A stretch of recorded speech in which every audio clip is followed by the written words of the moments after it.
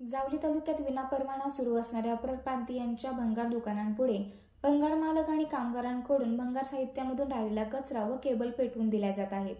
तालुक्यातील कुडाळ, करहर, केळघर, मेढा या भागातील काही भंगार व्यवसायांकडून आपल्या दुकानासमोर राजरोसपणे कचरा पेटवण्याचे प्रकार सुरू असल्यामुळे नागरिकांचे आरोग्य धोक्यात येऊ लागले आहे। जावली तालुक्यामध्ये एकूण 25 भंगार व्यवसाय असून यांच्याकडे कोणत्याही प्रकारचे उद्योग व्यवसाय प्रमाणपत्र आहे की नाही असा प्रश्न आता उपस्थित होऊ लागला आहे। यातच या कचऱ्यामध्ये कोणकोणते साहित्य पेटवले जात असेल हा प्रश्न अनुत्तरित असून याची प्रशासनाने माहिती घेणे आवश्यक आहे।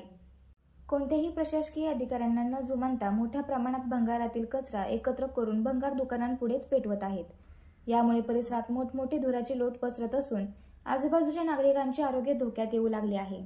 भंगार व्यावसायिकांच्या आजूबाजूला असणाऱ्या शेतजमिनीमध्ये जाताना शेतकऱ्यांनाही अनेक अडचणींचा सामना करावा लागत आहे।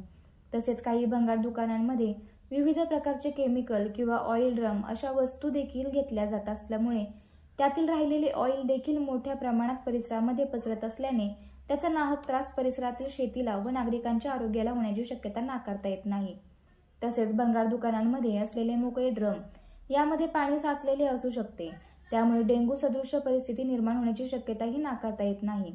त्यामुळे आरोग्य विभागाने भंगार दुकानांची व्यवस्थित पाहणी करावी अशी मागणी नागरिकांमधून होऊ लागली आहे।